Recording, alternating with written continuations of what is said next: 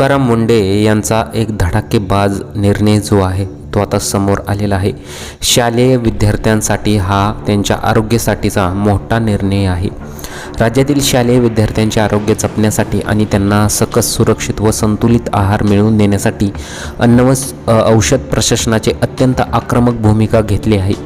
अन्न आणि औषध प्रशासनाचे आयुक्त तुकाराम मुंढे यांनी जारी केलेल्या नवीन आदेशानुसार राज्यातील सर्व शाळांच्या 50 मीटरच्या परिसरात उच्च चरबीयुक्त आणि जंक फूड विकणाऱ्यावर पूर्णपणे बंदी घालण्यात आलेली आहे। इतकेच नव्हे तर शाळेत आणि परिसरात कोणत्या पदार्थांना मनाई असेल याची अधिकृत यादीच प्रशासनाने जाहीर केलेली आहे।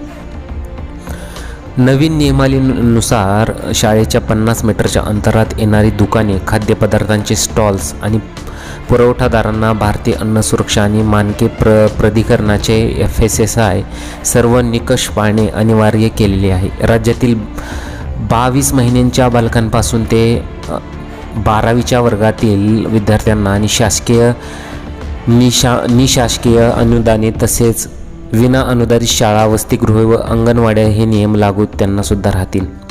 अन्न आणि औषध प्रशासनाने जाहीर केलेल्या यादीनुसार विविध पदार्थांच्या विक्रीवर आणि पुरवठ्यावर कडक बंदी असेल। आता कुठले कुठले पदार्थ आहेत ते पहा। समोसे, कचोरी, भजी, फ्रेंच फ्राईज आणि फ्राईड चिकन हे पदार्थ वारंवार वापरलेल्या तेलात किंवा वनस्पती तुपात बनवले जात असल्याने आरोग्यास अत्यंत घातक मानले जातात। आता बेकरी उत्पादने सुद्धा आहेत। केक, पेस्ट्री, कुकीज, बिस्किट आणि डोनट्स, कुरकुरे सुद्धा आहेत। मायक्रो ओव्हनमध्ये बनवले जाणारे पॉपकॉर्न आणि फ्रोझन पिझ्झासुद्धा आहे। वनस्पती तूप, डालडा आणि स्टिक मार्जरीन हे सुद्धा बॅन आहेत। तसेच नॉन डेअरी कॉफी, क्रीमर आणि केकसाठी वापरले जाणारे रेडीमेड फ्रॉस्टिंग, आयसिंग हे सुद्धा बॅन आहेत। शाळांमधील कॅन्टीन, वसतिगृह आणि अंगणवाड्यात आता अन्न परवाना घेणे बंधनकारक करण्यात आलेलं आहे। विना परवाना कोणत्याही शाळेत किंवा परिसरात अन्न पुरवठा करता येणार नाही।